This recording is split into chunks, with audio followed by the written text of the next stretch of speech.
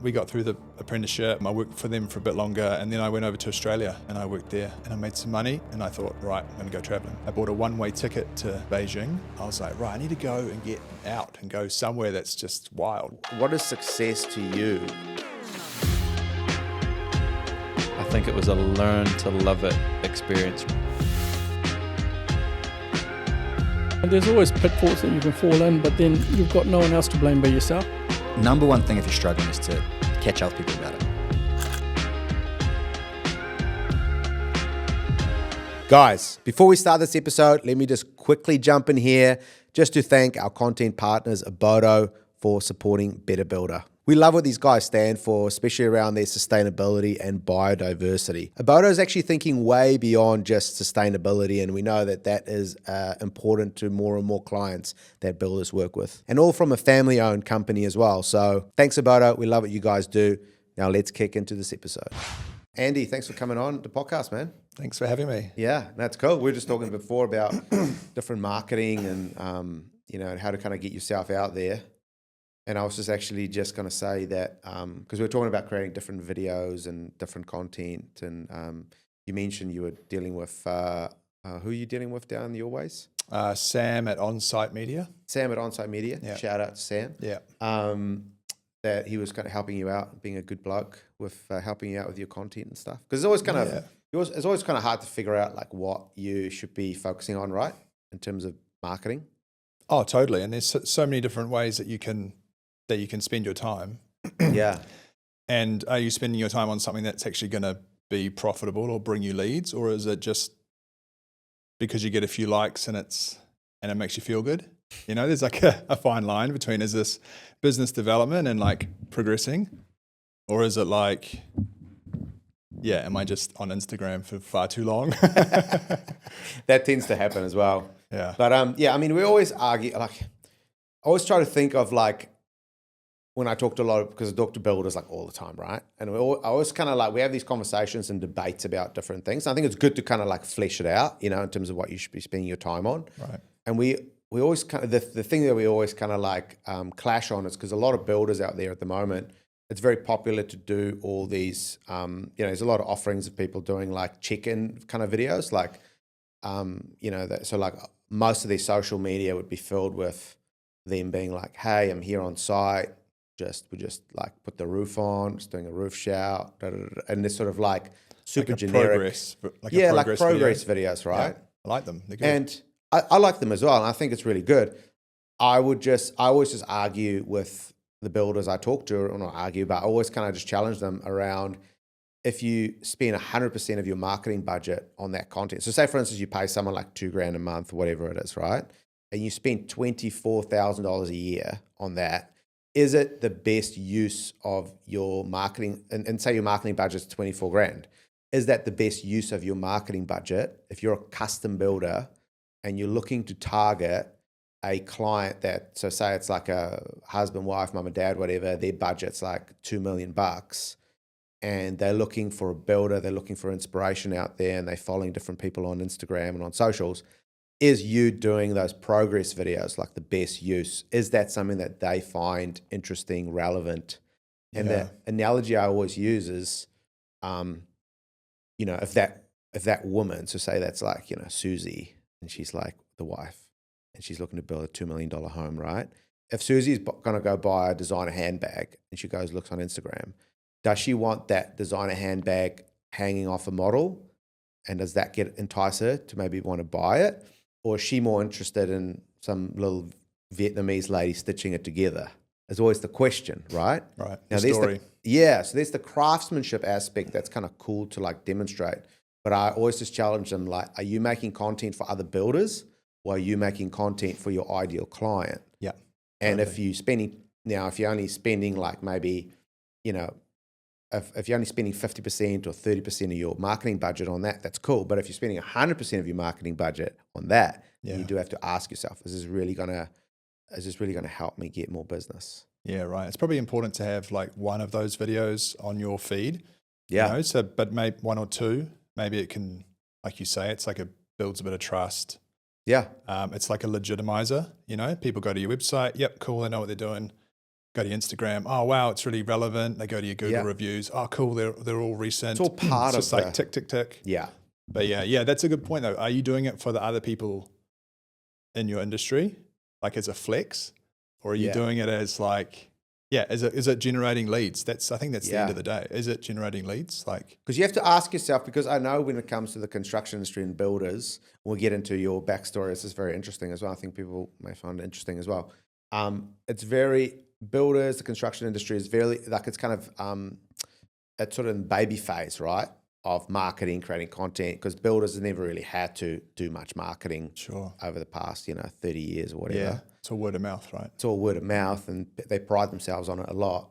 So it's just, builders are sort of like at the beginning stages of figuring all this stuff out compared to other industries that may have been working on their marketing quite actively for the last 2 decades, right? So, yeah, I think it's just kind of like always have your ideal client in mind when you're actually putting it together and figure out like what would they want to see and what do they find relevant. That's always the interesting thing. Yeah, and trying to figure that out though is Yeah. super hard. Yeah. And how do you know what if you have a spread of clients? It might not be just a baby boomer couple that have like $2 million to spend on a house, like you said. It might be, that clientele is probably always changing. And it's probably 100%. different in Auckland to Tauranga to Christchurch or Yeah. I think it's good. Like what we, what we always kind of talk about is figuring out who your ideal client is. So the best way to do that really is to look at your history, like look over the last 5 years, and who is there a client that you've worked with that was like, if you got more clients like that, life would be amazing, right? That's kind of where you start. Yeah. And then you build maybe a bit of a profile around that client. Because if you aim for your ideal clients, you aim high, you're always going to get clients coming through that's lower than that. But if you aim low, you're never going to really get clients that go above that, if you know what I mean. So if you target yourself towards attracting 500K renovations, you're not really going to get a $2 million build. Sure. But if you target $2 million build type clientele, you're always going to get a 500K renovation inquiry coming through. Right. So it's kind of aiming high, and then doing like what we call like a psychographic analysis of that ideal client. So it's like not just who they are, what age they are, what job they do, but figuring out why they buy, like what drives them to buy. So if you could then write down, even maybe interview them and figuring out like what are their sort of pain points, what are their fears and frustrations around building, things that keep them up at night, and then also what's their hopes and dreams and desires, and what's the desired outcome that they want, and you figure out like what they care about and what drives them and what other brands they resonate with, and then you can start painting a bit of a picture of like who that person is on a deeper level, I guess. Right. That's really in depth. Yeah, so that's almost like especially if you want to target that higher end clientele, you really got to do that work.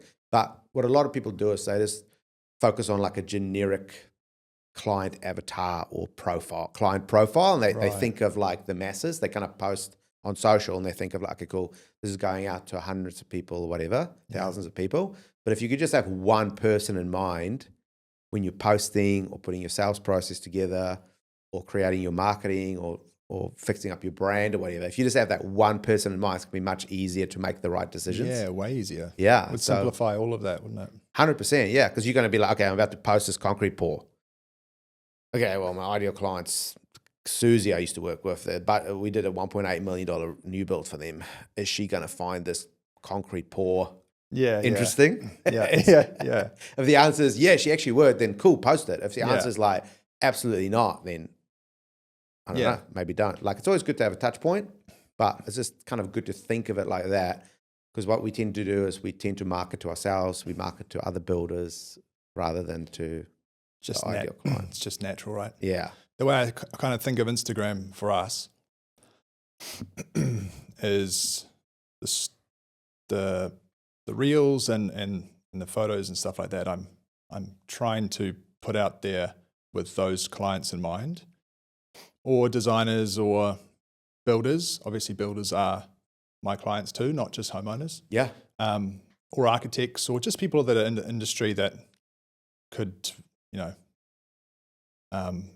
see value in what we do. Yeah. And then on the stories, that's stuff for people that are in my industry. That's how I differentiate it That's cool. in my head. So then I'm like, yeah, because Susie from down the road or whatever, she doesn't want to see whatever I'm doing on a Tuesday afternoon, you know? But Yeah. I've got a bunch of people from all parts of the world that we all kind of are linked and connected through this really cool, Yeah. you know, app. And Yeah. and it can be like a little 20-second thing, and you're like, oh, what kind of sandpaper are you using there? Or what's that kind of technique you're doing? And then all of a sudden you're like, a little nugget of information, and you can take that, and it's Yeah. like this constant sharing, you know. There's like that other side of it Yeah. too. For me as the person that's on the tools, it's a bit, you know. Now, you're different to, when I said all that stuff, I was more talking to custom builders. You've done a very good job with your Instagram. So Thanks, you're man. called Abstract Timber Flooring? Abstract timber floors, yeah. Floors, perfect. And you've done a fantastic, you got like 10,000 followers Just almost. Just under. Just under. Come on, guys, let's push it over if you're listening. And yeah, show the power of the Better Builder community. Yeah. I saw that you had like 2 million views on one of your, over 2 million views on one Yeah. video, so it's crazy. Yeah. But see, for you, it's different because you have different. Well, you tell me who your end client is, but I assume it's like there's like a few. There's like the homeowner, there's the architect, and there's the client. Now, I would argue that it's relevant. The client that's doing a renovation, that's ripping up carpets and seeing beautiful timber floors underneath, they may want to see you sanding those floors and doing the finishes and seeing how that floor turned out. Do you know what I mean? So then Yeah. the process of it is relevant to them because it's different to like them watching a builder whacking up framing. You know what I mean? Right. It's okay. a different Right, thing. so you're showing like the before and after. You mean like Yeah. this is the potential of your floor? Exactly, because if Yeah. someone's doing a renovation and they really want to like bring out the old timber floors again and it's part of the renovation, Yeah. then for them it is relevant. Right. So then you go, Susie that wants to do a reno of like an old villa, and there's carpet everywhere that was put up there in the 90s or something, Yeah. Yeah. and they want to rip it up and sand and polish it, Yeah. like that Susie will find that interesting and relevant. Right. Because then that's another story, right? You're like your Yeah. house could look like this Yes. potentially, I guess. Yeah.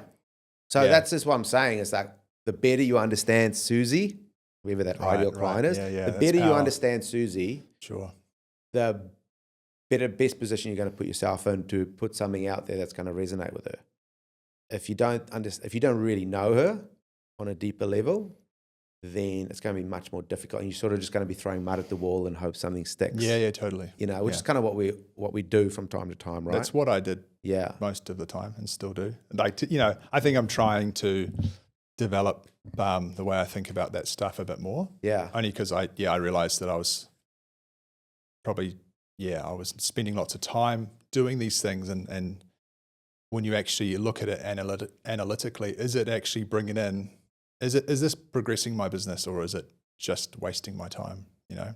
100%. Now, I want to dive into like how you actually got started in building and then you transitioned to this flooring business, because once again, we like to have on this podcast builders that have built successful businesses, but not all builders should go and start a construction business. And some builders can use their skills to go into different avenues. And last week we had Homework, which is like the tiny free or small prefab homes. Yeah, they're down my way, right? In Yeah, Tauranga. which is just like productizing their service, and Right. and that's why we wanted to have you on as well. Cool. And I promise you guys will have actual builders on soon too. But I think this is relevant because people can, you know, there's options. Builders aren't stuck into just either working for the man or starting their own construction business. They can do other things as well because Yeah, totally. transfers. But before I ask how you got into it, just want to ask you, have you been playing around with Instagram trials? No, what's that? Okay. So this is a bit of a hack. I don't know how long it's going to work for. Okay. But what you do is you go on your Instagram and you scroll down whatever, or you look at your analytics and you figure out what's your top 5, top 10 best performing videos. Okay. Mhm. And then what you do is you recreate those videos and then you create a reel, but you click trial. So you may have to have the latest Instagram update. You click trial, and what that means is that video won't come up on your feed. and it will only be showed to people that aren't followers of yours. Oh, okay. So you have a piece of content that you know has performed well in the past, and now you're able to put it out there only to people that don't know you and haven't followed you, that haven't seen it. So the people that have seen it are not going to get annoyed. It's not going to be on your feed, and it literally goes on behind the scenes. Now, I think after a day or two, you can then decide if you want to like add it to your profile, add it to your grid again or not. You don't have to. Yeah. And then what you want to do then is in the caption, you want to write something that's almost like a call to action to go check out your Instagram. Okay. So if you find, there's... Does it come up like a sponsored post type thing? No, it's just free. Generic. Oh, you don't pay for it. Cool. And but then I guess you eventually will pay for it. Is that how they're going to do it? Probably, yeah. But at the moment, you don't pay for it. So we just had like a reel on one of our ones. We just took one of our best performing reels, did it through a trial, and I think we had like just in the last 24 hours, we had like 200 people follow us. Oh wow! Off that one trial reel. Definitely doing that. So you should definitely do it, especially that $2 million. That one just view keeps one. Yeah, keeps bumping. Cool. Anyway, I talked a lot. We digressed a lot. Let's talk about you for a little bit. I want to understand where you started. You mentioned you got into a lot of traveling and everything, but tell me, where did you grow up? Did you grow up around here or? Yeah, I grew up in Northcote, Birkenhead on the shore. Cool. So just down the road. Cool spot. Yeah, it was great. I went to Northcote Primary, Northcote Intermediate, Northcote College. I'm a shore boy through and through. And I did my building apprenticeship sort of in Devonport and in Ponsonby, and we sort of worked on a lot of villas, renos. We did a couple of new builds, but it was more reno. It was around the GFC. We did a bunch of reclads. Work was a bit tighter, and but like my building training was all quite tricky stuff. Marrying old with new, and it wasn't a group housing stuff. It was more custom. Cool. Yeah, and which it's was cool suburbs like Devonport, Ponsonby, all like very old, a lot of heritage, a lot of villas. Just old villas that are all wonky and sagging, and blowing the back out and putting a nice new, that's like the thing you do with a villa, right? Yes, that was cool. Modern extension. And then how long who did you start working? Who were you working for then, and like how did you sort of decide you wanted to get into building? Oh yeah, I came out of school. I did a bunch of different stuff. I did an audio engineering course when I came straight out of school. Cool. Because I was really into music, and I was like, kind of made sense. I was like, right, I'm just going to grab that thing. That's me sorted, Well, I hope this audio sounds good, Chen. I'm going to be judged at the end. No, I realized that it wasn't for me, because it was, it just wasn't for me. I didn't enjoy it. Then I worked in kitchens, and I did a bunch of different stuff. And I had like a family friend when I was growing up, and I used to go and do some work for him in holidays and stuff like that, like building retaining walls or whatever. He was just that. He was the family builder mate, and my dad would be like, my son, he's looking for some money, some work, and I'd go and give him a hand. So that was always sort of in the back of my mind. I really enjoyed that, like working with my hands. And I like creating stuff, no matter what it is. But it was always sort of there. And then I literally answered an advert in the paper. Remember when that was a thing? They put an ad in the paper. Showing your age here, mate. I know. And they were actually looking. There was two guys based in Devonport, North Head Builders. They're no longer around. They kind of split and went their own ways. Right. But Simon was a builder by trade, and then Hayden was a joiner by trade. He did his joinery apprenticeship down in the Navy dockyards. So he kind of bought that side of it, and then Simon bought the other side of it. So cool. It was a really cool. Those guys were great to me. They were really good, and I definitely wasn't the best employee. I can admit that now. I was young in my 20s, and I just wanted to party and have fun with my mates.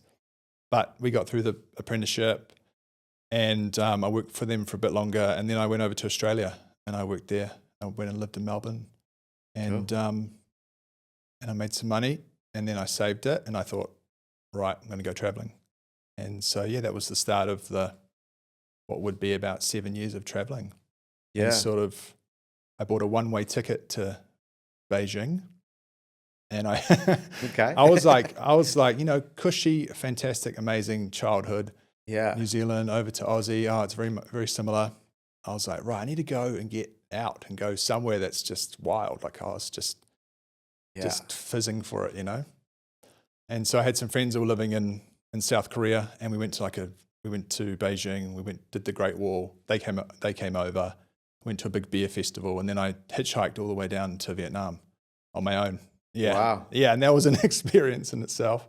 That was pretty. Yeah, it was eye-opening. It was good. I got what I wanted. You know, I went into the fray. Yeah. Yeah. And was there any sort of sketchy situations that you found yourself in? Or yeah, not? tons. But ultimately not. Like people are good.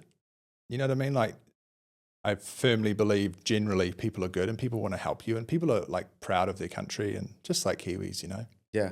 Yeah, there was sketchy moments for sure, but it was always probably drinking related or something silly, you know, not necessarily like, someone wanting to get one over on you, you know, or maybe I paid too much money for a cheap pair of Nikes or something, you know, like that sort of stuff. It wasn't anything like, you know, endangering my health, but. And so you just did pure traveling then, and you went all the way down to Vietnam, right? And what was that like? You like Vietnam? Amazing. Yeah. You got your Nikes there, obviously. I went there a few years ago. I just went to the markets just before I didn't do any shopping or anything. We were just like, you know, doing beaches and driving around on motorbikes. But cool. I had about an hour before my flight, and I just went to that area and just threw a bunch of shoes for my wife and for the family, just like chucking heaps of shoes in a bag and then got out of there. But it's real cheap, eh? It's real cheap. Yeah. They say it comes from the same factory, so I don't know. Yeah, I don't know. I've got a North Face bag that I bought there that I've still got now. So I don't know. It's never leaked on me. One of those big dry bags. Yeah. But yeah, I mean, that was, so I got kind of stuck in Vietnam for a while, just working and living and just traveling. Like I really loved that country. Kind of resonated with me. And we were talking before about like the craziness, you know?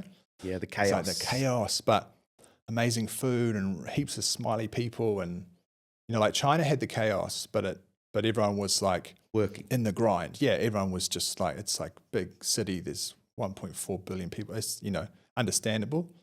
And in Vietnam, it was like, I don't know, life was enjoyed, seemed to be enjoyed a bit more. You know, it was more playful and fun.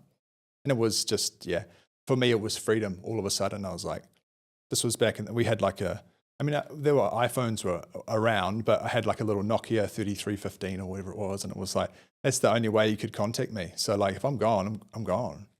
And it was just, it was great. Ultimate freedom. Yeah, it was cool. And that's ultimately where I met my wife. So cool. Yeah. So that's cool. So you what sort of work? I'll talk about that in a sec. But like, what sort of work did you do there? Like building work or? No, I was working at the backpackers. Right. Yeah. So the building side just got put on hold, really. Yeah. I mean, later on, as we did a bit of, as shacked up with Alicia, and then we started doing some more traveling, we would return to New Zealand or Australia, and then I would work again. You know, I would work for a period of time. And be a journeyman carpenter, kind of, make a bit of money and then carry on.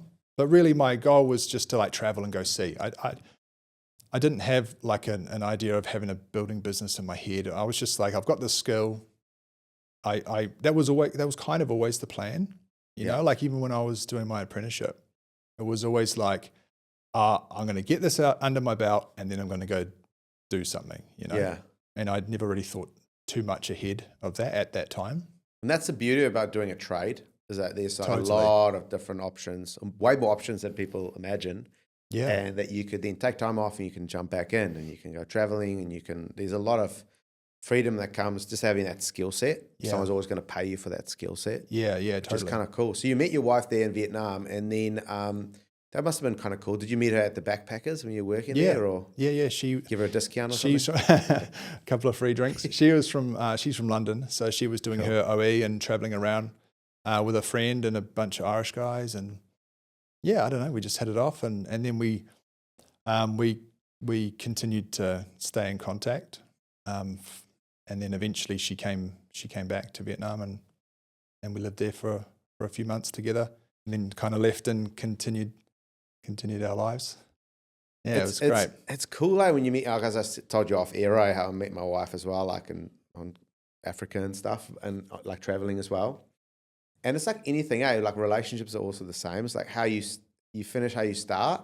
And so the way you start your relationship is like a very like foundational to how your relationship continues in the future. I don't know if you found that as well. Like you obviously like started traveling, and now you guys are probably open to more adventure and things like that as well, I'd imagine. I have a lot of friends who they started their relationships with white tablecloth dinners. Right. And like 10 years later, the wife has got some high expectations because it started with white tablecloth dinners, you know what I mean? Yeah. So for the young guys out there, you finish. You want to start with like $1 beers and cheap street food. Yeah, exactly. There must be something that you know, the two of you have something in common to enjoy being in that position, you know what I mean, and enjoy that environment, and no matter what it is. Yeah, but we're not really white tablecloth people. We're rather we're backpackers at heart, you know. That's cool. Yeah, I love it. A lot of people like would want to be like some people are just not like that, but it's just having that adventurous spirit is definitely like a cool way of living your life, I'd imagine. Yeah, absolutely. Well, I've done a little bit of it myself, but okay. So then you guys came back to New Zealand. Yeah. Did you go back to Australia and then all came back here? I went to, what did we do? We sort of, we bounced back and forth. My wife is a teacher, and she got a job, which was an amazing job at Shanghai American School, which is a big international school. And so we took that opportunity, even though I swore I'd never go back to China. So we went to Shanghai, and we ended up staying there for 3 years. She did a big contract, and that was an amazing experience. And then in the last year, my wife got pregnant with our firstborn, Mia. So there was the discussion of like, are we going to go and live in London, or are we going to live in New Zealand, and where do we want to raise our family? Yeah. So, and we ultimately chose New Zealand, and that's what brought us back and grounded us, you know. In hindsight, it's probably a good choice, right? You know, you don't want to. Not if you ask my mother-in-law, but yeah. The UK is a bit of a failed society at the moment, it looks like. But I mean, it's kind of a no-brainer. Like especially where we live now, you know, in the Bay of Plenty, like it's like paradise to raise a family. It's amazing. New Zealand in general is, you know, we're so isolated. We're safe. Nothing in the grass wants to bite you and kill you. Like from a parenting point of view, it's actually, you know, and like the beach is just like free entertainment, and you can just go, and it's wonderful. And it is pretty good actually, when you have perspective. Chen, our producer, is from China, so we can't say anything too bad. Whereabouts in China, Chen? Oh, Shanghai. Shit. Whereabouts in Shanghai? Oh yeah, okay. Pudong is where that's where Alicia worked. So that's where the school was. But we lived in Puxi. We lived like nitty gritty downtown, cockroaches, the whole lot.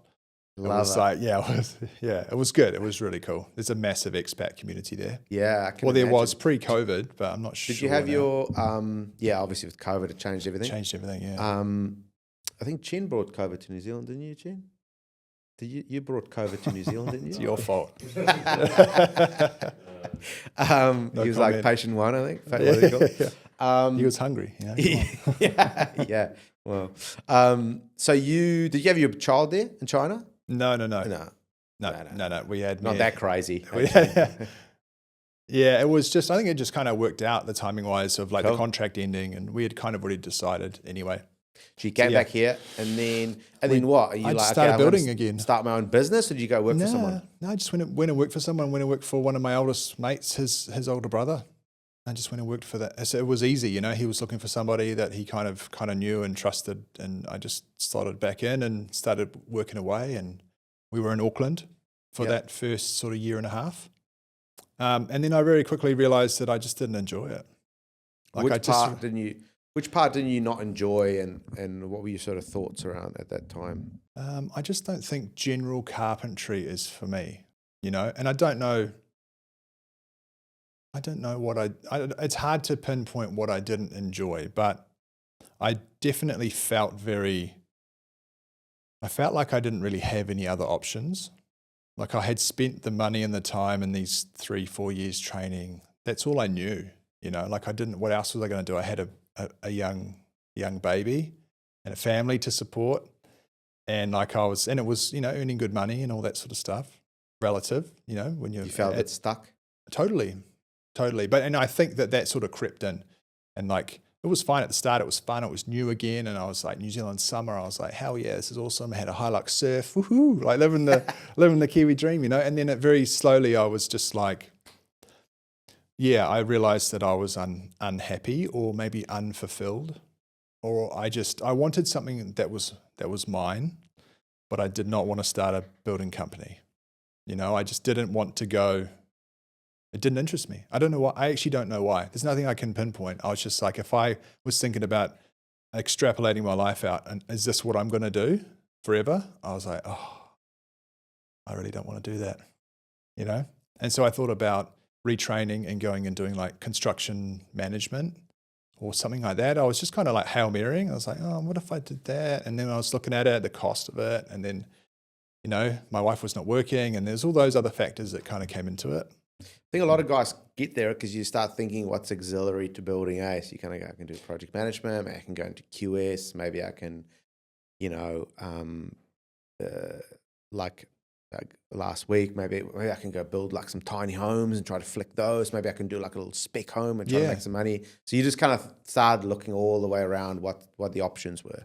I think I was just open. Yeah. I was looking. I wasn't like, I just knew I wanted to go into a niche trade. That's what I figured. I was like, right, the way my mind works, I get hyper focused on one thing, and if I can get really, really good at one thing, I'll be in demand. You know, if there's not heaps of, you know, just the supply and demand, right? I'll be in demand. I can have my own company, but I didn't really know what that thing was. So yeah, like there was my old boss Simon. I caught up with him again, and he now builds pools. He builds Mobius pools, big, beautiful, Grand Design style concrete pools. He was always into concrete. So he was like, come work for me. And I was like, oh yeah, pool building, that'd be pretty cool actually. And just sort of, so I guess I was just open to it. I was like talking to different people and like, oh, cabinet making. Oh yeah. What about, you know, it was just like, what about this? What about that? And then basically I met while I was working on a nice home on the waterfront down in Herald Island, and we installed a big 160 square meter solid oak floor, and us as the builders did that, and I was, you know, one of the people that did that, and I was like, man, this is pretty cool. Like the smell, and like I just got really into the process of it. Like I'm really systems and process orientated. Like my mind works like that. I like closing loops constantly, you know, like it gives me like little bits of joy. I don't know, you know what I mean? Yeah. Maybe that's part of it, because it's like start to finish, you know, it's, and so we did that, and then this floor sander rocked in, and he was a bit of a dude, you know, and he was, had all this epic equipment and big sanding machines. I was like, wow, what's that thing? And then he just turned this floor into this finished, beautiful piece of art, or not, you know, I mean, I'm kind of talking it up a bit, right? It's just a floor, but it was like, the house went from being a construction site to like feeling like a bit more of a home. It was like, you know how there's like those visual progress points of a building, like frames, standing frames up, or putting jib on, or roof goes on, whatever. That felt like one of those kind of points, those transitions. And then I was just chatting to him, and I was yarning. He was like, oh, I'm gonna go over to Aussie. I don't want to do this anymore. I'm thinking about selling the business. And I was like, oh yeah, thinking about, you know, and then it was just this conversation, and then and then it happened like pretty quickly, and then I worked with him for like 4 or 5 months, which is nowhere near enough time. It really wasn't, but I got he was a good sander. He was pretty old school. There was no marketing, no branding. Website was terrible. There was none of that. So I saw like real potential in that. I was like, okay, so if I can learn this decades of skill of this guy, if I can take this on, I think I can be good. I think I can be good at this, you know. I can bring maybe a bit more of a modern approach to the rest of it. And the more you get into it, at that time, it was like heaps of old boys rolling solvent polyurethane, and that was the go, you know. Like it's different now. There's more young people coming in, still not enough, but yeah, I saw an opportunity there. That's very cool. I mean, you obviously have like a little bit of that business mind or whatever, just thinking about you want to be involved in something where there's high demand but maybe lower supply, so you could not have so much competition. Which obviously with building, there's a lot of competition out there, right? There's a lot of work, but there's also a lot of competition. And then also, being self-aware enough to know that you like that loop. I think maybe with, I don't know, maybe with building, it was maybe too like generalist, because a builder has to be a bit of a generalist to be able to kind of put the whole thing together. And also, I'm not saying that in a negative way, but then also because they have to know a lot of different things, but then also it takes forever to bring it together, right? So if you could do things that from beginning to end is a bit more of a shorter period, you can see success faster, and you can then you can get on to the next one. It's really satisfying. Yeah. And it's like, I did that. Start to finish, I did that. Whereas, when you're building and you're part of a crew, you're gone before the house is finished. All the finishing trades come in, they do it all, they make it all look pretty, and you're on to the next one digging footings, So, maybe like in retrospect, thinking back, maybe it was because I never actually I never actually got that feeling of like satisfaction that I had like seen the whole thing and it was finished and done. Whereas now I deal with a client and I go through everything, right? From sales to handover of the product, whatever it is. Yeah. And then I get to see and talk to them, and it's very satisfying, super satisfying. Yeah, I can Maybe imagine. That's something I was seeking that I didn't get before. Yeah. Because we were saying even off air that we were, around your Instagram, how your videos are so good because it has that satisfying element. Because obviously you just like fast forward, what would take you like a day or a few days or whatever into like a short reel. So you get that satisfying thing of like you kind of coming in and like floor looks like this and now it looks like that. It's like a real satisfying watch. Yeah, so right. doing it yourself must be super satisfying as well. Yeah, and no one generally gets to see that but us, because we can't have other sub-trades in the building. Yeah. Especially not when we're sanding. If we're installing a floor, it's a little bit different. Always working around Sparkies or something like that. Yeah. But okay. Yeah. So you started off with purely like the sanding and finishes before you did like brand new installations and stuff. Yeah, That's sort of how you started? Yeah, that's right. And so I did that sort of crash course training with him. He had a bit of a pipeline of work, and then obviously like a phone number and a bunch of tools. That's basically what I bought. Right. And he was very good for like the first whole year. I would call him like multiple times a week, sometimes every day, and just being like, I've just done this. This is what happens. This is what happened. I think I saw this potential issue. How can I stop that next time? And he was great. He would just, So you gave him a chunk of cash to buy the business, or did you pay it off over time? I got a loan. Got a loan? I paid him out. Was out. it a big chunk? How much did you have to pay? Do people know? I don't feel comfortable talking about that. But it was to be honest, but it wasn't a massive amount of money. Right. No, it was like comfortable enough for you to do it and just. It was under $100,000. Yeah. Okay, so put it there. Okay. But it's a decent chunk of coin. But so you were committed. Yeah, I was all in, and I had a young baby, and I was like, but I don't know, I was driven. I was like, yeah, I can do this. Like I just believed. I was like, I'm going to be good at this. We can make this work, And there was a pipeline of work, so there was at least like a little safety net, some money coming in. Yeah, I didn't realize. Yeah, but I mean, what I didn't realize is everything else that goes into running a business, right? And I've learned all of that on the fly, as everyone does. Generally, you go from being like a tradie to being a business owner. There's a big difference, right? Yeah. So you were like, so it was just you and you alone. So you're doing the sanding, you're doing the finishing, you're having to do the invoicing, and now you're thinking about marketing. Quoting. Now you're thinking about the website, the branding, and all that sort of stuff. We talked about it like maybe a few weeks ago when I had John on. We talked about like that book, The E-Myth. I don't know if you've read that book before. I haven't, no. It's like a real classic, the classics. Yeah.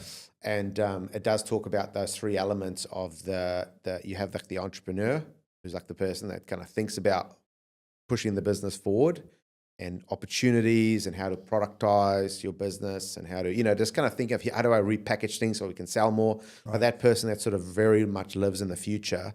Then you have the person that's like the manager or the operations person who's focused on everything running like a well-oiled machine. And then you have the technician who really focuses on the product. Right. And now you started off as the technician. And so you're still getting your head around being the technician, when you started, I assume. And so, so you're a technician, you're trying to finalize that. But then on top of that, the operations and management stuff needs to take place. Well, you've got to dial that in too, right? Like when your leads come in and And in the entrepreneurial side, like how are we going to push this thing forward and Totally. Rebrand and blah, blah, blah. Yeah. So how did you sort of navigate that at the start? Like, did you have like a bit of a plan in place? Like, hey, by this time, I want to like have someone come help me with this. And by that time, I'm going to hire this way. Like, do you have like a plan or not really? You just sort of just like figuring it out day by day? 100% just figuring it out. Yeah, I didn't have a plan at that point. All I knew is that I needed to master my craft. That was my sole goal at the start. Yeah, because that's important. It is, I think. Well, for me, I mean, I think it is important. I think it helps with everything, like from sale. If you can confidently talk about what you're doing from a place of experience, like it helps with everything, right? I mean, there are obviously business owners. You could buy a business and have all the guys in place and they're working, and great, that's awesome. I do think that part of the value that I provide is that I speak from the ground up, no matter however big my business may get, I still bring that experience. Yeah. So I think that is valuable, but it's a lot of hard work, man. So I can imagine. So you were like, because obviously it's hard yakka as well. You're like that too, with the machines, super physical. Yeah, very physical. I like that though. Yeah, like I never saw that as a detriment. I never saw that as I'm getting paid and I'm sweating and I'm working out and I'm healthier and fitter than I was before that. Cool. So how long does it? So let's talk about your business now. So have you got any people working for you now? Is it just you still? What's the setup at the moment? At the moment, it's just me and I've got a contractor. Last year I had a couple of guys that were full time, and and that's just another learning curve, right? Of like how going from just me to then all of a sudden I'm chasing work for 3 people and I'm teaching and I'm doing quality checks or maybe not, or stuff's getting missed. And so at the end of last year, I just went back down to me, just did a bit of a reshuffle for mental health as well. I was getting really burnt out, to be honest. I didn't see it. It crept up slowly. Yeah. But after I made that change, it was like a massive weight lifted, it was just like, I felt like my quality was dropping a bit and all the things that I'm hopefully known for, I didn't want to sacrifice on that just to be pumping the profits or being perceived to grow. Like I don't see that as the goal.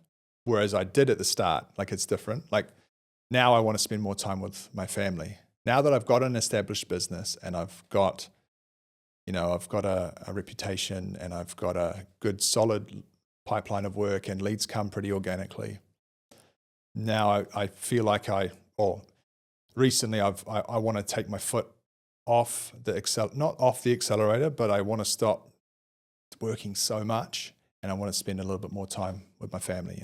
That's the goal, at least for like the next wee while, and then we'll see. So you obviously like bit off more than you can chew. It sounds like you were kind of like, I'm going to go just for me now, and then you're hiring 2 more people. What's sort of the biggest lesson you learned throughout that? So now if you kind of a year from now, 2 years from now, whatever, if you take that on again, you go, okay, well, now I'm going to go to that next stage of sort of scaling. Right. What lessons did you learn? What would you do different? I need to, for me, I need to be able to replace my skills.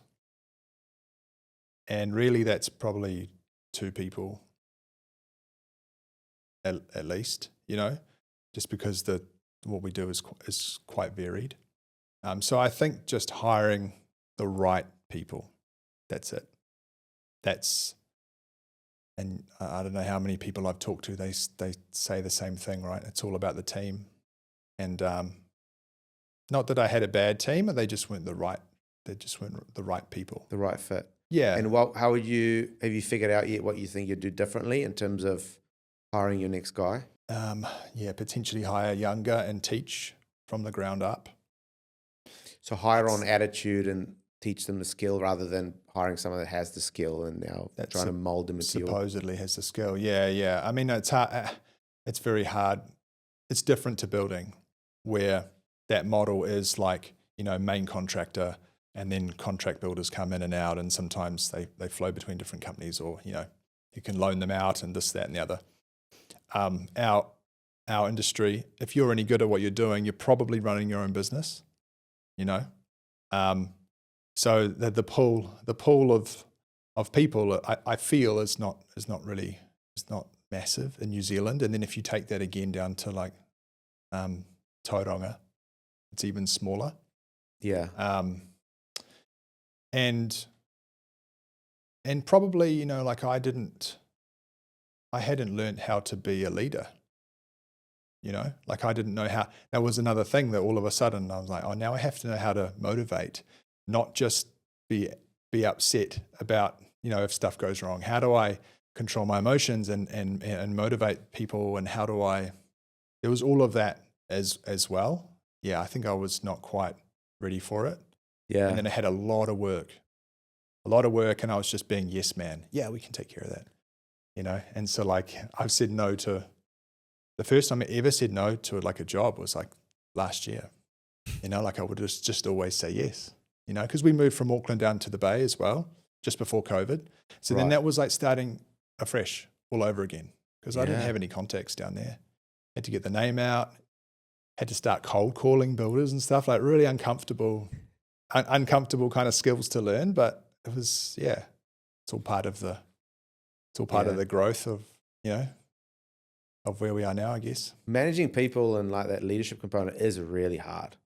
It's like it's really hard. Like it's a skill, eh? It's not just like I was like, I'm a pretty chill dude. I'm sure I'll be a great boss. I've had bad bosses. I know what not to be, but that's a skill that you need to develop. Like it's not something that, especially when you add stress to that and you add like family pressure, a couple of young kids, you add this, you add financial pressure.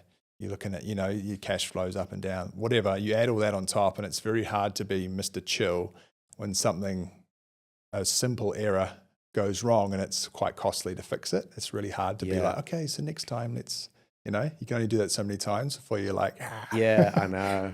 I'm kind of like that. I'm not like the best at like managing a whole bunch of people. And I get to a point where sometimes I'm like walking around like, they do something and I walk around and be like, am I crazy? Am I freaking crazy? Like they just did that. And like, I think that's absolutely ridiculous that they did that. Am I crazy to think that am I making a bit too hard on, like you can't constantly second guessing myself. But then I've come to realize with my business, and it's not as easy for every business, but I'm very much at the elementary stage of it, but just figuring out that motivating thing you just mentioned of like, keep them motivated. I realized that like, if I have my systems in place, like McDonald's have their systems in place, then you don't have to rely so much on the motivation. They just have to do the next task. Right. And so that's kind of what that's kind of what I've started to realize. And what I'm changing now is that if there's just like, this is how we do this, here are the checklists, here's like the videos on how I've done it, and then you kind of do it more that way. Right. There's a lot less room for them to, stray away from that, and then you don't have to rely on them having like a good attitude today or a bad attitude today. It's just like working through the checklist. Right. Good attitude, bad attitude, just tick off the checklist. and it's not always that easy to do that with a complicated business like home building, and I'm sure it's probably not as easy in your business where a lot of it's sort of like not so black and white. Experience. Yeah. Yeah, I have started, since then I've started writing standard operating procedures for stuff. Yeah. Because what you don't realize is that when you've been doing something for ages, it's just comes naturally. You're already thinking 3-4 steps ahead. Yeah. And getting frustrated at someone because they can't read your mind. Yeah. Because you haven't told them what to do, you know? Yeah, or they're like, you're not thinking, like, obviously you can't do this because and they're still just trying to grasp, or maybe their brain doesn't work like that. You know what I mean? Like it's well, maybe for guys like that, especially if they sort of like train they're not like office people or whatever, then maybe for those ones it's more like it's also like creating videos or whatever, just being like, cool, this is how we do the finish. Hey, this is how I'm doing that, and then put that as part of like watch the training that first, material, and then you come to site and we do it. Yeah. It's We'll like, have hey, like a training floor at like the lockup. That was the plan originally, was to have a really robust training system.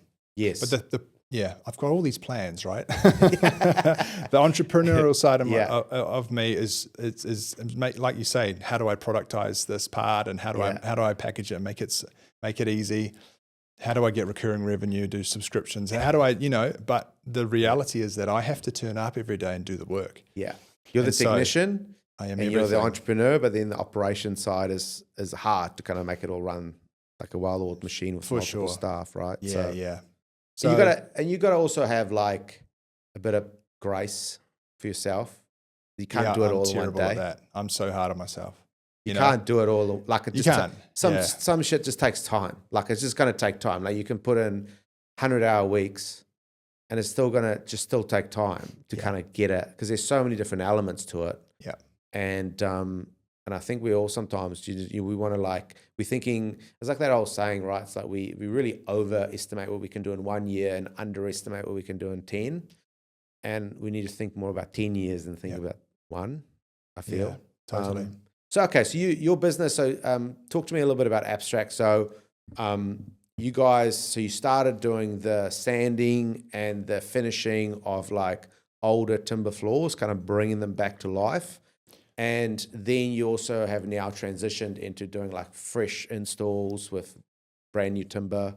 And you do all that as well, the installation, and you also source the timber. Talk to me about your business. Sell me a little bit on, not sell me, but tell me a little bit about your pitch. business. Yeah. Okay, so we've got 3 main services that we provide, and that's supply and installation of new floors. That could be engineered oak, that could be solid timbers, Australian natives, any type of flooring, as long as it's timber. I don't deal with laminate or vinyl, or that's for other companies. Timber, part of the ethos is that I want to install something that can be refinished and has like a certain amount of longevity. And timber fits that bill really well, And so the second thing is sanding and finishing, and that could be old floors, like you say, like just ripping up carpets, punching nails, filling them, and just a new lease on life. Or it could be floors that just haven't been sanded for 10 years, or it could be a brand new house, and then we mix those two together. Okay. So we install a raw timber floor, then we sand it and we colour it, or stain it, or just clear coat it, whatever the design brief is. And that's really what I want to be doing more of, is the start to finish, working with designers and homeowners, and I do a whole bunch of free sampling for people, or we do on-site sampling. So we actually sand patches on the floor in your home. We give you a bunch of colours, different sheen levels. You can come in and pick. You can feel like the client feels like they're part of the process, which is really cool. So it's the equivalent of like putting a few colours of paint on the wall. Yeah. I guess so. But it's extra work. It's a bit painful. Yep. It's like, but I think it's massive. Yeah. And clients really appreciate that. It's a point of difference too, right? It's that whole you can't tell much from a tiny little sample. It's really hard, Yeah. It's I reckon that's great, because it just has that really like boutique custom experience, you know what I mean? Yeah. Which is what that higher end clientele is after. Have you found that you get a lot of work through interior designers? Because that's sometimes even builders as well underestimate how much work comes through interior designers. Yeah, definitely. I really value those relationships for sure. I don't get, there are a lot of options out there. You know what I mean? Like, I'd love if they all just came to me for every timber floor, but there are lots of pre-finished options, and they have the convenience of speed and of installation, and there's a few other pros and cons to other stuff. But yeah, definitely designers, and I really enjoy that part of it. Not just, so I enjoy like talking about colors. I enjoy talking about, that one's got a bit of a grey base tone, and what is your kitchen cabinetry going to look like? Like, how can we kind of complement that? I'm not an interior designer by any stretch of the imagination, but I do like that interaction. So it's good. That's cool. Yeah. Yeah, it's really cool. It just means you give a shit, and you're not just in there to kind of sand and yeah, finish and get out of there. It's like you give a shit, you want to make sure the end product looks amazing, and you're happy to get involved. Well, that's a good segue. So that's the third thing that we provide is cleaning and maintenance and like aftercare. Okay. So in my head, I'm building a business that's going to be around for 20, 30, 40, 50 years, hopefully. I don't just want to sell a product, it gets installed, job done, on to the next one. I'd like to have these clients for the life that they're in the house, and then hopefully whoever buys the house next, that'll be great. But so life happens, things and floors need to be cleaned. Like Kiwis are terrible. We just thrash them and we throw a mop around a bit and think that it's like enough, but it needs a good deep clean every now and then, and we do maintenance coats of oil and polyurethane. And so you guys clean the floors as well? Yeah, we scrub them. Got a big scrubber that gives it it has a couple of big rotating brushes, and it gets right down in there and scrubs everything out. Yeah, I live in like I don't know how old it is, maybe like a 70-year-old villa or something like that.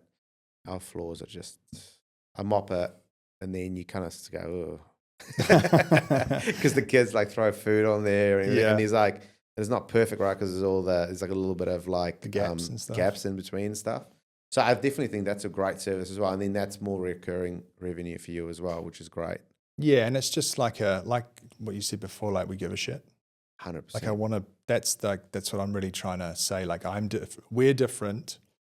You can go to a flooring store and buy a floor, and they'll install it for you, sweet as. So the end result might be similar, but what you're getting with us is added value. So that's what I'm always thinking about. It's like, how can I add value? How can I bring more to this relationship? Because they're not just buying a floor. They're buying. Well, they're not just working with you for the floor. They're working with you for like the experience. There's, I can't really articulate it, but there's more. There's lots of people that can do what everyone does. Why do people choose to go with one person over another? And it's like, provide, even if the price was the same, it's because that other person provides more value in their eyes than the other person. Yeah. So that's what that's at the forefront. And also you end up you end up attracting the clients that do value that service. So it's kind of like an alignment piece. You get clients that are in alignment with you. They get the joke. They're on board. They want that. They want that experience. They want you to come and do that little bit of extra to figure out, what shade's going to work best with our cabinetry. And that's a type of client. Right. And the one that's just going to go price check and go, oh, why are you like 10% more expensive than these guys? Like, I could just get this done way cheaper down. That's not the guy that.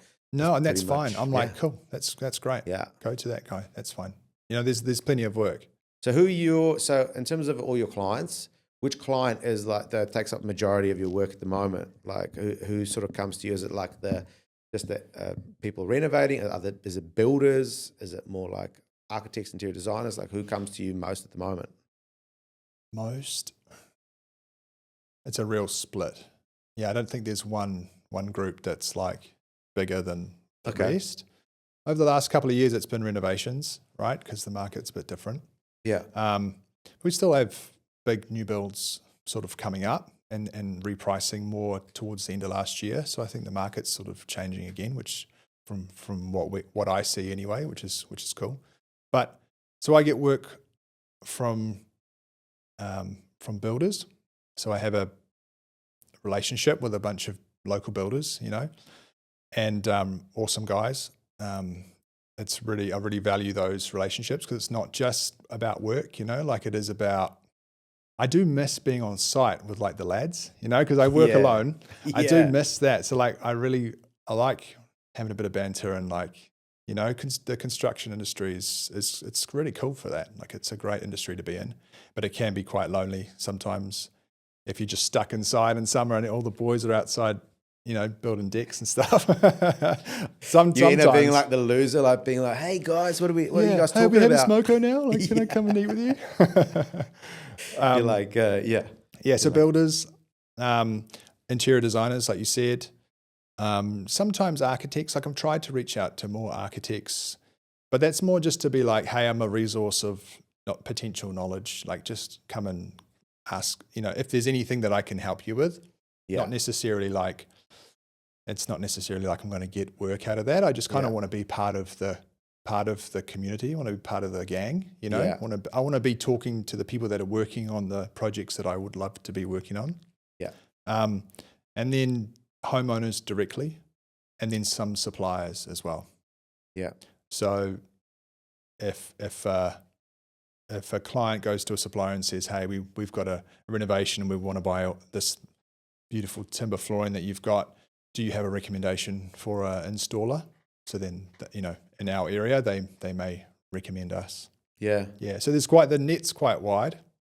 It's pretty cool. I like it. So, what are the biggest aspects of your business that because you know when you take on any new business or new opportunity, because you got, you know, let's be honest, we all have shiny object syndrome. Some of us more than others, and so we're always kind of like looking for the new shiny thing, you know. Yeah. And this was a nice shiny thing. Doesn't mean that it wasn't a good thing to go after. But what we don't realize with every shiny object comes with like 50, 100 more problems to solve, you know? Right. So what were some of the biggest problems that needed to be solved? What were some of the elements of running your business that you just did not see coming? Probably time management and scheduling was one of the biggest things, especially at the start. Understanding how long stuff would actually take to do, and it's very hard.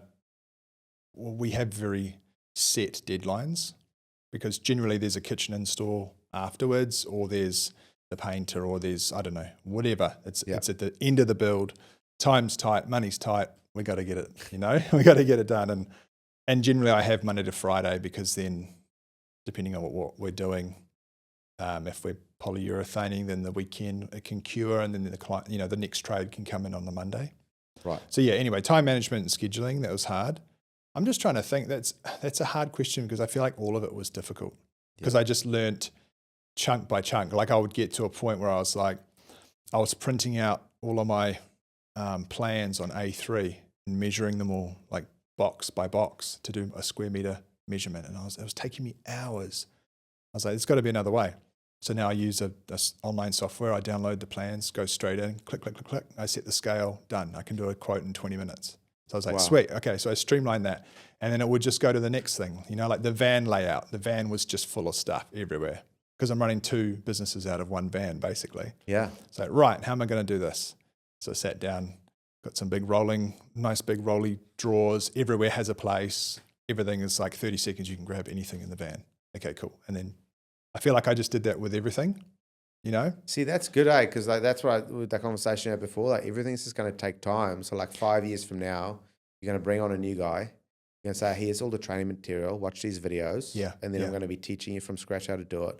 This is how the van's been set up, like a McDonald's kitchen. Yeah. There's Here are the like, photos above the drawers. That's where stuff goes. It's going to be a symphony of efficiency. I think you need that. And you know, these things take time. And by that time, people are going to be like, man, Andy, man, he's freaking so organized. Like everything's got its place. This guy's so extra. Jeez. Yeah. Meantime, it's just like years of just, you know, Yeah. optimizing and, you know, increasing that efficiency. So yeah, I think that making sure you have that sort of grace. So that's awesome. Okay. So and then even like client, like the other side, I guess probably is like when there are a lot of leads coming in, like how am I managing that? How am I getting back to people?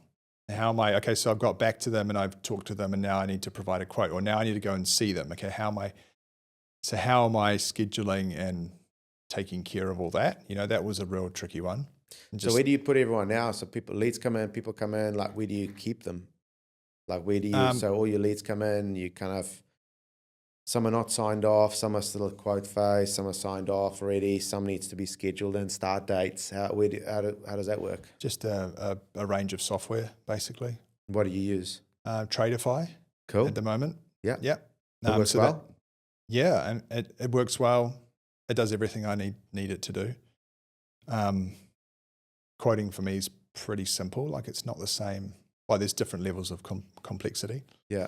A bit different to like a sparky or a plumber that has to have each individual item and they need to have those books loaded and, Yeah. So I don't use as much of it as it probably is designed for.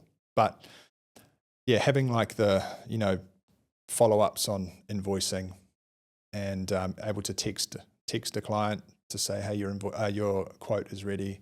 Having everything just everything scripted, so it's just a copy paste or it's already as a template. And Cool. I just spent hours doing that, and it's just streamlined. Just streamlining everything. I don't want to sit around doing on the computer for hours and hours every night, Yeah. or every morning, So yeah, so that's how I do it now. And I've got another couple of lists that if they call up, it goes into there, and then I just have my calendar and I have to just juggle my time as best I Cool. can. Yeah. So what's the goal? So is there like an end goal you're working towards, or is there you just sort of like learn to just take it? The goal was always to build the business to a point where I could sell it. Yeah. Yep. That was from day one, because I knew I needed to have something. I just didn't want to just have a job. I wanted to build a business. That's always been the goal, or build a brand. And that's sort of where the social media side comes into it. I think you've done a great job, by the way. Thank you, man. I think it's really amazing. appreciate that. And You never know, right? Yeah. You just keep doing it, and hopefully it works. And that's why I wanted you to come on, is purely just from your socials, because I thought you did like an amazing job. I think a lot of people can sort of watch and steal a bit of like just how you go about it and how you present yourself and how you've taken something and made it sexy. That's like, how sexy can sanding a floor be, but you've made it sexy. Yeah. So it just shows you that, I think you've done a great job with that. Thanks, man. I appreciate that. So in terms of success, when you look at business, you look at family, you look at everything, health and everything, like what is, and how old are you now? I'm 38. 38, okay. I'm 38. 86. 86? Yeah. Cool. What is success to you now? Most people define success by what we deem other people to deem important. You know what I mean?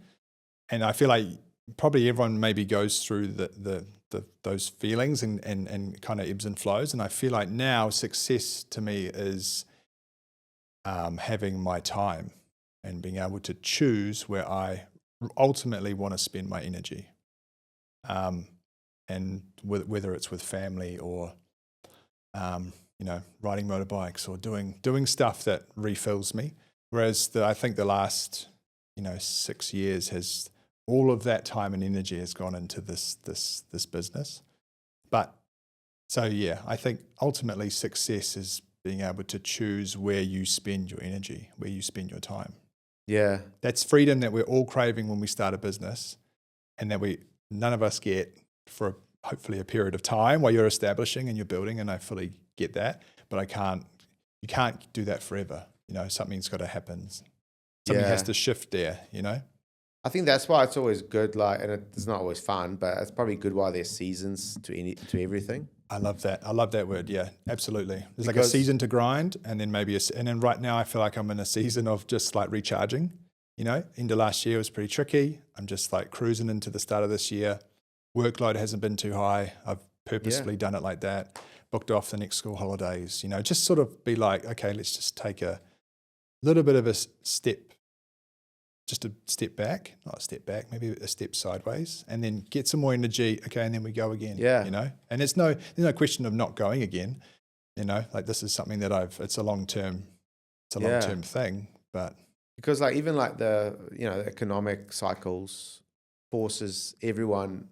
So even if it forces you to do all these things, because you kind of see when the market's cranking, you can see everyone just going 1,000,000 miles an hour. There's so much money to be made, and everyone turns into like Wall Street animals, and they're just like, okay, I need to make hay while the sun shines, Yeah. And then everyone's just very much into like grind. A lot of competing, a lot of looking over the fence, what everyone else is up to, right?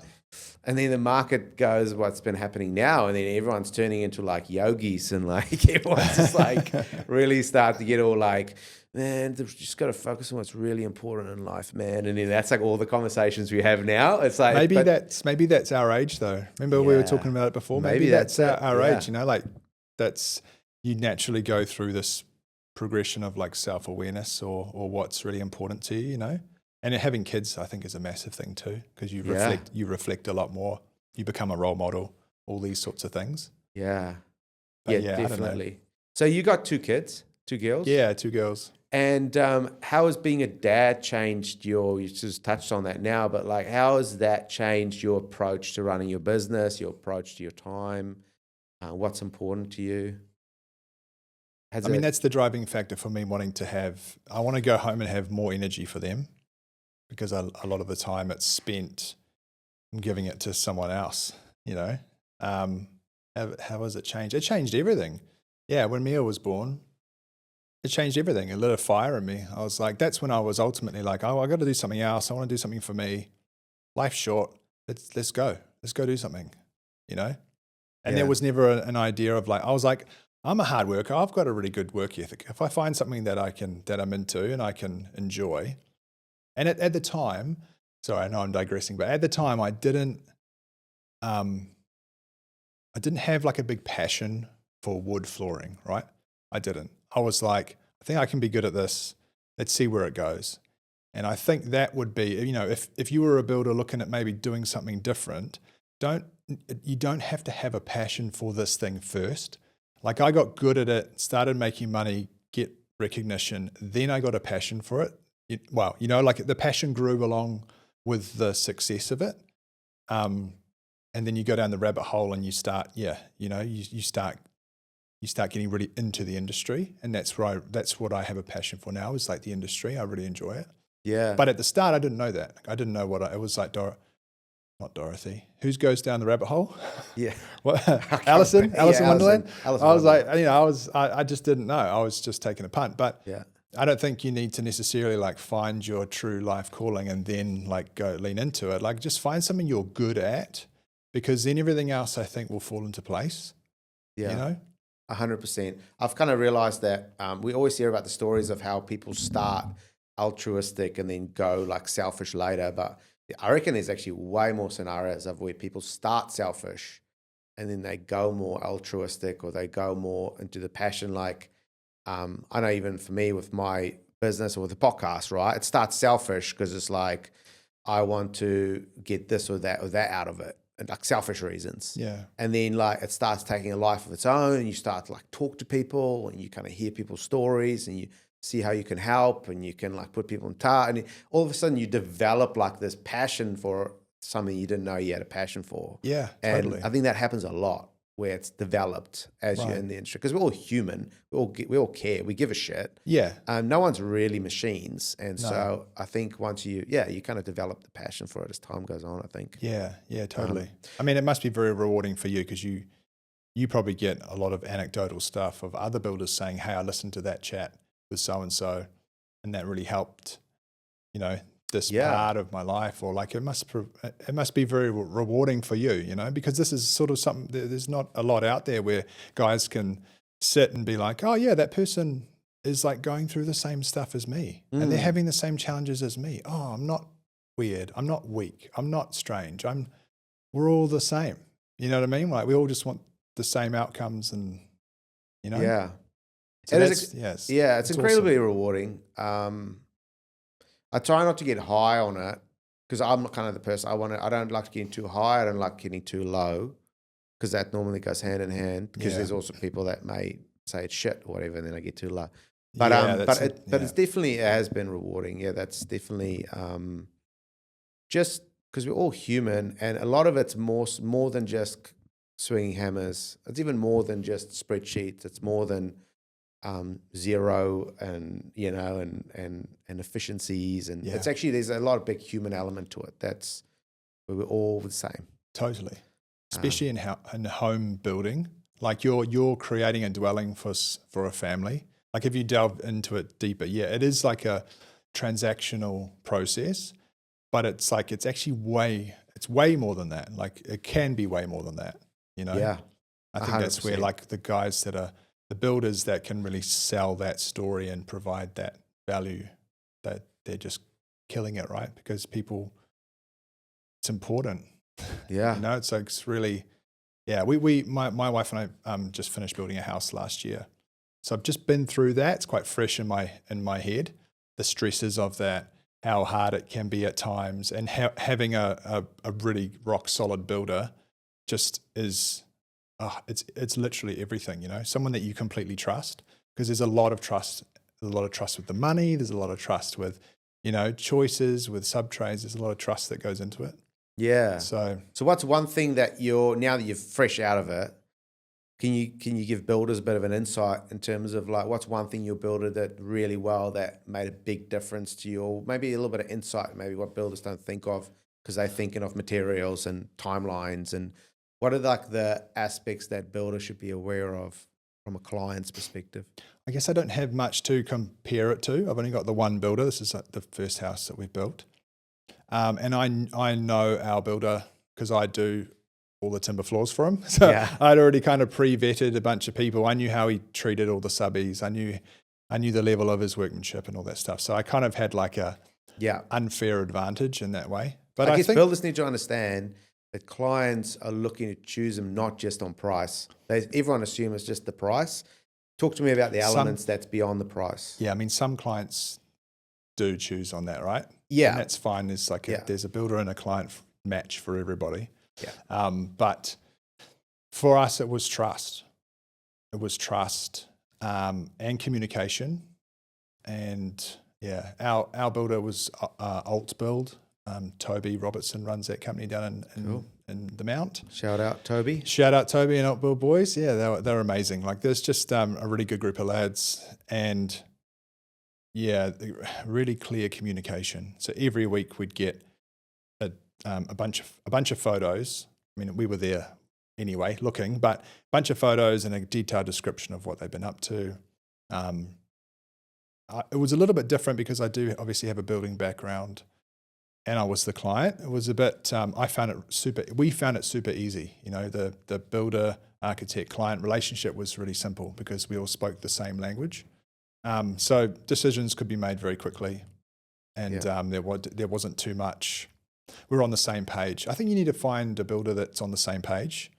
You know, like if your sole goal is to do it for this budget and it doesn't matter, you need a budget focused, or, I mean, that's probably a bad example because, you know, everyone has a budget, but you know what I'm saying? Like you need to find a builder that is just gets what you're trying to do. You're trying to do an investment property. You're trying to do a family home. What are you trying to do? And if they can understand that goal, I think that's really key. You know, I think Jeff Vivian came on the podcast like a few months ago now, 6 months ago.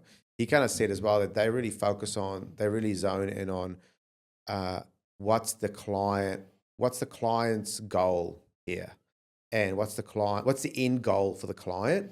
And realizing that them building is only just part of, or like the little bridge that helps the client get to their goal. Like the building of the home or the project or the office building, whatever, that's not the goal. They have their goal, and this just fits in to make their desired outcome a reality. right? And it's really important to figure out what are they looking to achieve. So is it about the mother-in-law moving in so she could look after the kids so the parents can have more free time, and that's why they need more space, and you're just part of facilitating that? Yeah. So you're actually making happen the fact that they could have more free time? Yeah.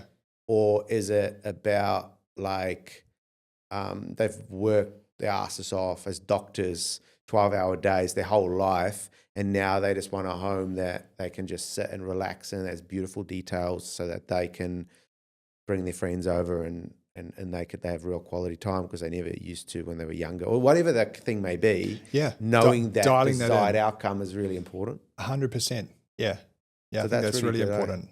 I don't know. I don't know. I guess most builders probably go through a process, some sort of process to get to know the client. I mean, you get to know them anyway, right? But Yeah, I having think that very just clear from asking the a lot start. more questions at the start, I think Yeah, is yeah. very beneficial. And even if you have to write it down, I think is what are you looking to achieve? Why? What Yeah. does success look like to you at the end? Yeah. Is this for like a bigger purpose? You know, those are all questions I think people should ask because you want to give them reasons to choose you over just price, right? That's Yeah. kind of the goal. So, Sometimes you gel with people and sometimes you don't as well. You know, like it's not necessarily a anything. It might just be like personality, you know? alignment, misalignment. It's like that magic of, Yeah. yeah. So you either get each other or you don't, you know, sometimes. But yeah. Andy, thanks so much for coming on. for We're having me, running mate. out of time. I feel like we could Okay. chat for a long time. Yeah, totally. And I just noticed the time and I was like, Oh, jeepers. what is it? We've gone over, which is fine. I don't care. Sorry. It's just, you know, apparently people start losing focus after an hour. I don't really care. I'd do a Okay. 3-hour podcast if we could, but I don't know if people will listen to that.